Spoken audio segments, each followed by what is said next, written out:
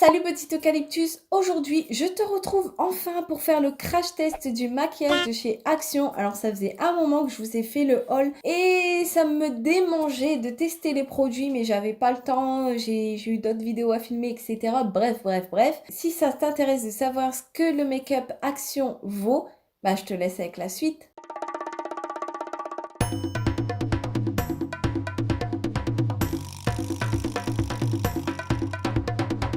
Pour commencer, je vais venir poser le masque que j'avais acheté chez Action. C'est le Panda Face, donc je pense que tout le monde les connaît ces masques-là. C'est des masques animaux. Désolée si vous entendez du bruit, c'est mon petit frère qui tond la pelouse. Celui-ci, c'est pour booster la peau et c'est pour tout type de peau. Bien sûr, j'ai nettoyé mon visage avant de démarrer cette vidéo.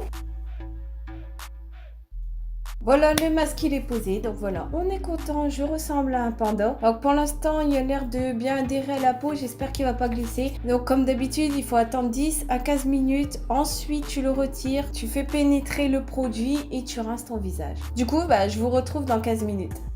Me revoilà, bon écoutez, je vais être honnête avec vous, franchement je vois pas trop de différence. Bon, mon visage est un peu plus doux, par contre il pénètre facilement, je pense que c'est plus comme un sérum. On verra s'il booste la peau après avoir mis notre crème. Avant de commencer le make-up, je vais venir appliquer mes crèmes habituelles, donc ça c'est une nouvelle crème par contre. Je viens de l'acheter et franchement pour l'instant j'en suis satisfaite. C'est un contour des yeux, c'est de la marque Méthode Skin Minute et c'est le regard liftant première ride, parce que oui, arrivé à un certain âge, il faut commencer à penser à ses rides. Et là, c'est la crème de chez Aromazone que j'ai créée, que je vous avais fait une vidéo. Donc j'applique mes crèmes et je reviens.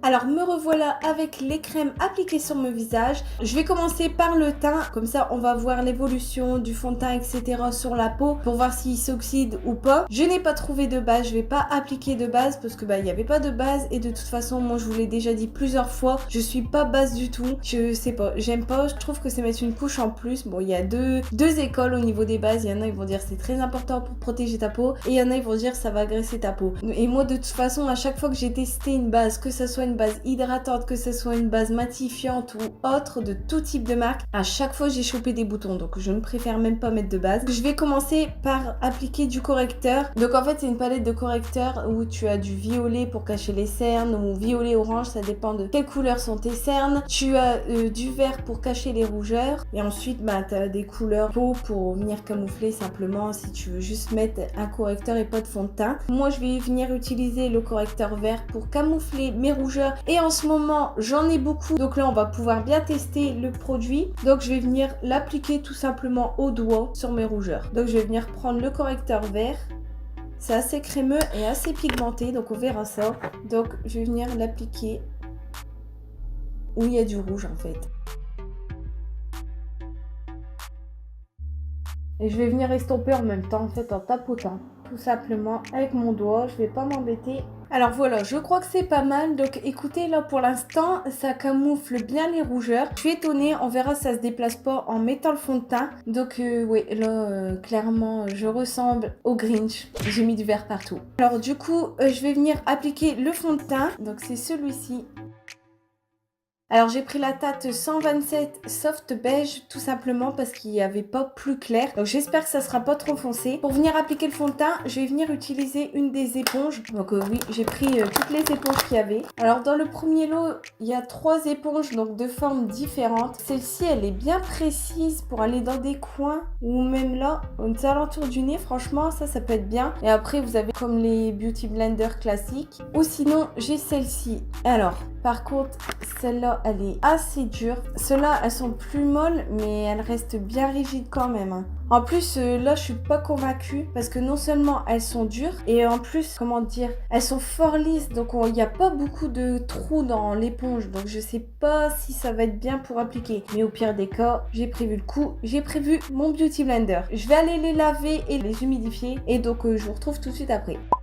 Alors me revoilà avec les éponges lavées, humidifiées et là elles ont l'air plus souples donc elles ont grossi, elles ont doublé de volume limite. Elles sont un peu plus souples. Je vais venir utiliser je pense la grise pour mettre le fond de teint. Alors donc je vais venir appliquer le fond de teint. Il sera un peu plus foncé que ma peau je pense, mais je crois que ça sera pas catastrophique. Alors je vais venir déjà l'appliquer sur mon visage par petites touches et je vais venir l'estomper avec l'éponge grise.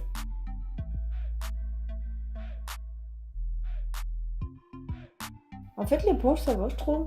Même le fond de teint, franchement, il a l'air pas mal, là. Le fond de teint, ils se font bien à la peau. Et la couleur, elle me choque pas. C'est bizarre parce que sur ma main, je vois qu'il s'oxyde, etc. Sur mon visage, ça me choque pas la couleur. Alors pour l'instant, je suis agréablement surprise par le fond de teint et l'éponge d'ailleurs aussi et les mats. J'ai pas l'habitude d'avoir des fonds de teint comme ça, mais franchement, ça me choque pas. Je vais venir en rajouter un petit peu sur des zones.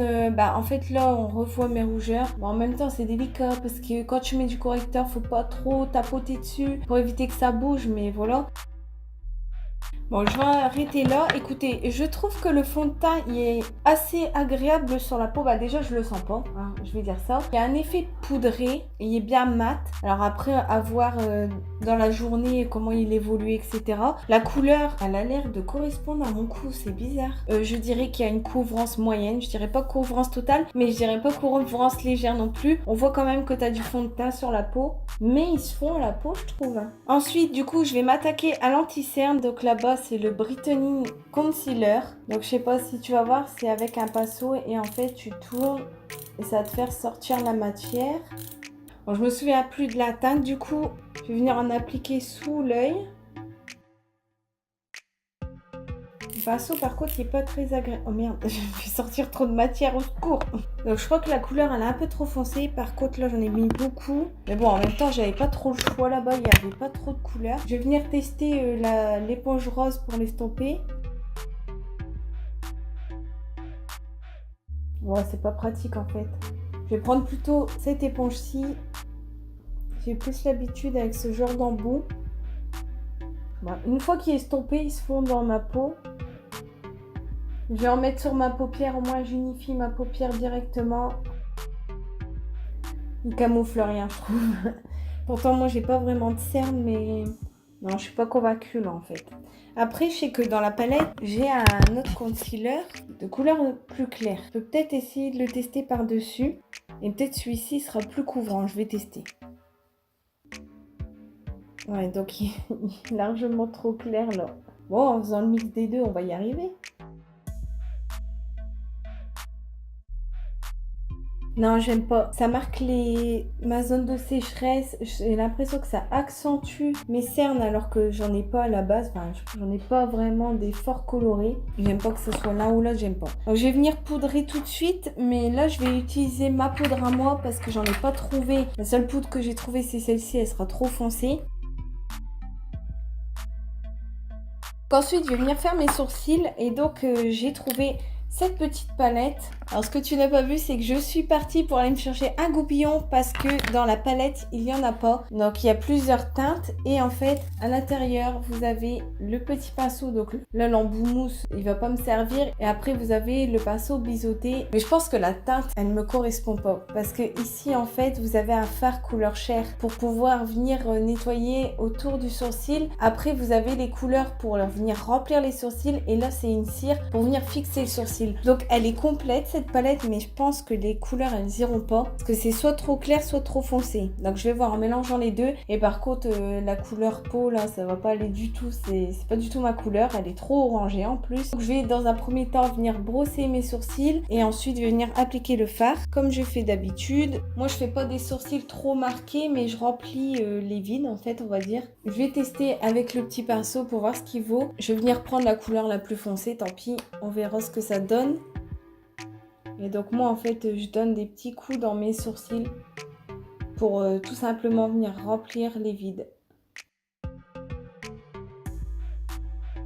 Voilà, la couleur ça va hein. Elle paraissait orangée marronnée mais en vrai ça fait la couleur de mes sourcils. Une fois que j'ai fait ça en fait je rebrosse mes sourcils pour enlever le surplus de matière et puis voilà. Mes sourcils sont faits, je les dessine pas de trop. Je trouve que ça va. La couleur pour l'instant elle me paraît bien. Et je vais venir frotter mon goupillon dans la cire. Par contre ça après ça devient dégueulasse. J'ai pas trouvé d'autre méthode pour venir extraire la cire. Mais pour venir fixer mes sourcils, je vais tout simplement frotter le goupillon dedans. Et je vais venir passer en fait dans mon sourcil. Ça, pour l'instant, je valide. Donc ensuite, je vais m'attaquer aux yeux et ensuite je reviendrai sur le teint. Pour les yeux, j'ai pris cette base. Donc en fait, il y avait deux bases pour les yeux, une base normale comme celle-ci et une base qui est plutôt illuminatrice. Donc bah moi j'ai pris une base normale. Donc elle est blanche. Donc ça c'est un problème. Si tu veux unifier ta paupière, bah c'est un peu embêtant d'une transparente, mais sinon bah tu fais comme moi, tu mets l'anti-cerne d'abord et ensuite tu viens mettre la base par-dessus. Donc moi les bases je m'embête pas, je l'applique directement au doigt. Elle a l'air bien parce que elle colle pas. Donc je vais venir poudrer avec ma poudre pour le teint. La poudre de chez NYX que j'ai appliquée tout à l'heure. Je vais juste appliquer grossièrement. De toute manière, on va venir mettre du fard sur toute ma paupière. Comme ça va permettre de mieux estomper les fards qui viendront juste après. Je vais venir m'attaquer aux yeux et pour cela j'ai trouvé cette palette. Donc voilà comment elle se présente à l'intérieur pour les yeux. Donc vous avez des mats et des irisés normalement et donc il y a aussi des highlighters et des rouges à lèvres à l'intérieur. C'est une palette assez complète, par contre je dois dire que les fards ne m'inspiraient pas. Donc je vais faire un maquillage léger, par contre je dois vous dire que ça a une odeur dégueulasse. On a une odeur de peinture, franchement ça me donne pas envie de la mettre dans mes yeux, mais bon, je vais le faire quand même pour le crash test, mais j'ai pas envie de l'utiliser tous les jours. Donc dans un premier temps, avec un pinceau assez fluffy, je vais venir appliquer une couleur de transition. Donc c'est la seule couleur assez claire mat de la palette. C'est pas poudreux, mais j'ai l'impression que mon pinceau, il y a du mal à attraper du fard en fait. Je vais venir l'appliquer dans mon creux de paupière. C'est bizarre de cet œil-là, j'ai du mal à appliquer la matière. En fait, c'est pas pigmenté de fou. Alors, je vais essayer de mettre plus d'intensité. Je vais utiliser celui-ci. Bon, malheureusement, ça a un irisé, mais on verra ce que ça donne. Je vais utiliser le même pinceau et je vais toujours le mettre dans mon creux de paupière. Là, je vais prendre avec le bout du pinceau. Comme ça va venir amener de la profondeur au regard parce que ça manquait un peu de pigmentation. Je vais venir appliquer la couleur la plus foncée dans les tons marrons, toujours dans mon coin externe pour venir foncer le regard. J'utilise encore le même pinceau. Non, c'est pas poudreux.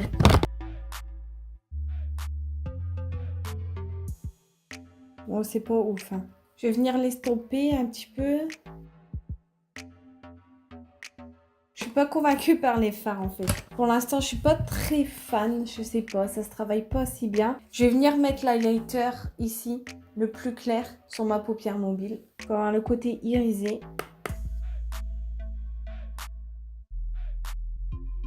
J'aime pas du tout la palette, j'aime pas les fards, j'aime pas ce qui rentre. Les couleurs, elles sont pas top. Elles se voient pas des masses. Pour la palette, je ne valide pas, passez votre chemin. Alors, j'avais acheté, c'était un lot de 3 crayons noirs, tout simplement. Donc, je vais venir en mettre en muqueuse et en ras de cils, comme à mon habitude. Par contre, comme je vous ai dit, moi, j'utilise toujours le crayon de chez Yves Rocher, le stylo regard, que lui, il me tient bien en muqueuse. Moi, j'ai des yeux qui ont tendance à pleurer plus facilement. Si le crayon, il va pas bien dans mon œil, c'est pas forcément que le crayon est nul, c'est aussi par rapport à mon œil. Donc là, désolé, si vous n'allez pas bien voir, mon miroir est en bas, je serai obligée de me baisser.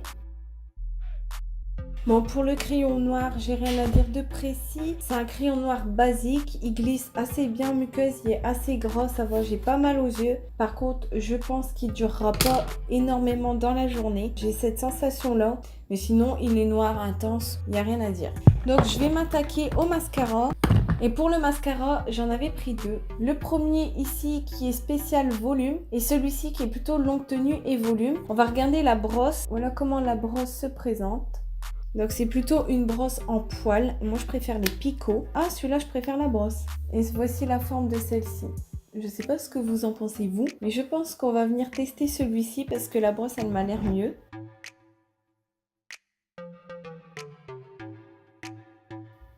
Non, je vais tester l'autre. La brosse, elle attrape pas du tout les cils. Ah, ils sont nuls.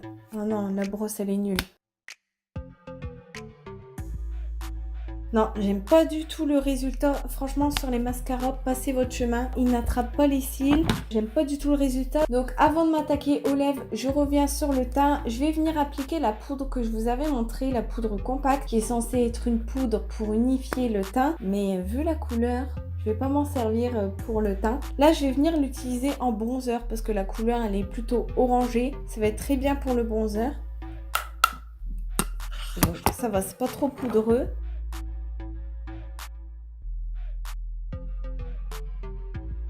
C'est discret. Je suis pas très convaincue non plus. C'est assez discret, mais ça reste une couleur orangée.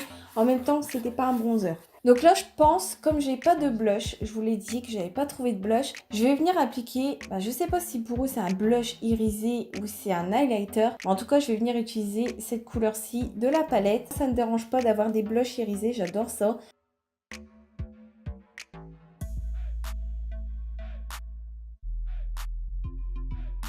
Je vais venir estomper avec mon pinceau de tout à l'heure où j'avais mis ma poudre. Non, franchement, par contre, là, j'aime bien. Ça reste discret, mais ça laisse une petite lumière. Et du coup, je vais venir mettre ce fard-ci en highlighter.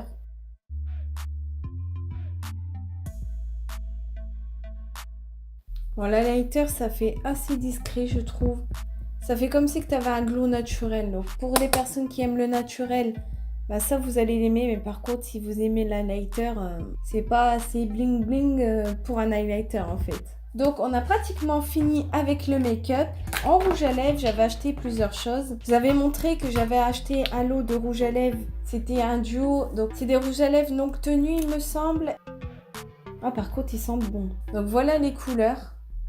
Une couleur plutôt rose et une couleur plutôt nude. Voilà pour les swatchs. Donc là, vous avez la teinte plutôt rosée et l'autre teinte qui est plutôt nude. Ensuite, j'avais acheté celui-ci. Donc qui est sous forme de cœur. Et en fait, sa particularité, là je sais pas si vous allez mieux le voir, c'est que l'intérieur est plus clair que l'extérieur. On voit pas trop de différence, ça se fond en fait, l'intérieur et l'extérieur. Et ensuite, j'avais pris celui-ci, donc qui est un rouge à lèvres métallique. Et voici la couleur. On va tester le métallique.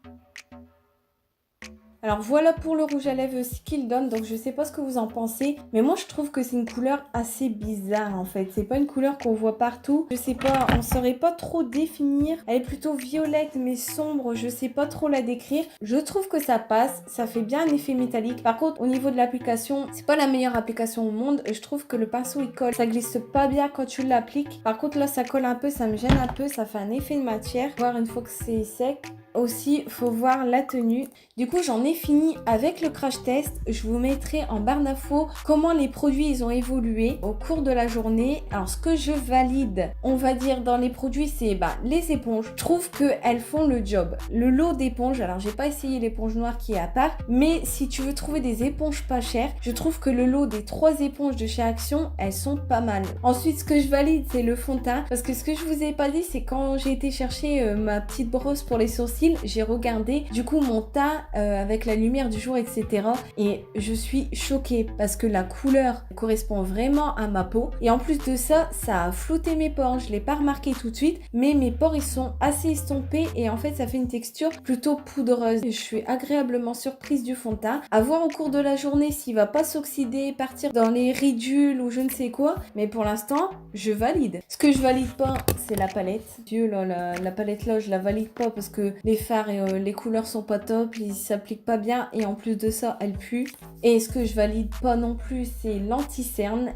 L'anti-cerne et les mascaras, je les valide pas. La palette de correcteur et les crayons pour les yeux, je valide. Et la palette, j'ai oublié la palette pour les sourcils aussi, elle est pas mal, elle est complète, ça je la valide. Voilà, j'en ai fini avec cette vidéo, j'espère que cette vidéo vous aura plu. Si cette vidéo t'a plu, n'hésite pas à mettre un pouce en l'air, ça me ferait plaisir. Et n'hésite pas à t'abonner, ça me ferait encore plus plaisir. Sur ce, je te quitte, je te dis à une prochaine vidéo. Ciao, bye!